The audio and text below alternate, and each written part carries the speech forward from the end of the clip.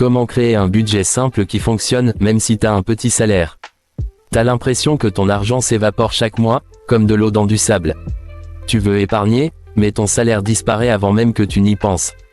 Alors écoute bien, parce que ce que tu vas entendre dans cette vidéo peut changer ta vie financière. Ici, on t'apprend à gérer ton argent comme un pro, même si tu pars de zéro. Aujourd'hui, on va voir comment créer un budget simple, puissant, et surtout durable, peu importe ton revenu. Tu n'as pas besoin d'être un expert, ni de faire des tableaux Excel de 40 lignes. Tu as juste besoin d'une méthode claire et d'un peu de discipline. Et c'est exactement ce que je vais te donner. Alors installe-toi bien, c'est parti. La majorité des gens échouent avec leur budget. Pourquoi? Parce qu'ils pensent que faire un budget, c'est juste noter ses dépenses. Erreur. Un vrai budget, c'est un plan stratégique. C'est toi qui dis à ton argent, voilà où tu vas aller. Pas l'inverse. Et si tu veux reprendre le contrôle, il y a 3 erreurs classiques à éviter. 1. Ne pas savoir où part ton argent. 2. Sous-estimer tes dépenses réelles. 3. Faire un budget trop strict, impossible à suivre. Maintenant, passons aux solutions. Première règle d'or. Chaque euro que tu gagnes doit avoir une mission. C'est ce qu'on appelle un budget intentionnel. Ton argent doit travailler pour toi. Pas juste exister, même si tu gagnes 1000, 800 ou 1500 euros par mois.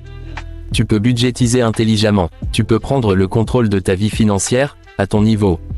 Étape 1. Liste tes revenus réels. Pas, environ, pas, à peu près. Sois précis. Ensuite, fais l'autopsie de tes dépenses. Tes dépenses fixes, loyer, factures, transport. Tes dépenses variables, alimentation, sorties, shopping. Regarde tes relevés bancaires. Tu vas sûrement halluciner. Tu vas voir que beaucoup d'argent part, dans le vent. Étape 2. Utilise la méthode 50-30-20e.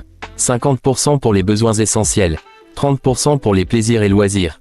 20% pour épargner ou rembourser tes dettes. Mais si tu gagnes un petit salaire, adapte. Tu peux faire du 60-20e, 20 ou même du 70-15-15e. L'important, c'est que tu mettes au moins un petit montant de côté chaque mois. Si tu gagnes 1200 euros, mets 50 ou 100 euros de côté. Pas pour les vacances, pas pour un iPhone, mais pour ta liberté financière. Étape 3, mets en place le système des enveloppes. Virtuelles ou physiques. Tu crées des enveloppes pour chaque poste de dépense. Alimentation, transport, loisirs, cadeaux, épargne. Et tu dépenses uniquement ce qu'il y a dans chaque enveloppe. Quand elle est vide, tu stoppes. C'est simple, mais diablement efficace. Étape 4, automatise ton épargne.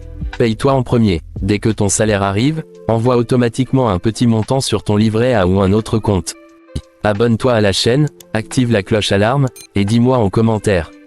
Droit, quelle est ta plus grande difficulté pour gérer ton argent?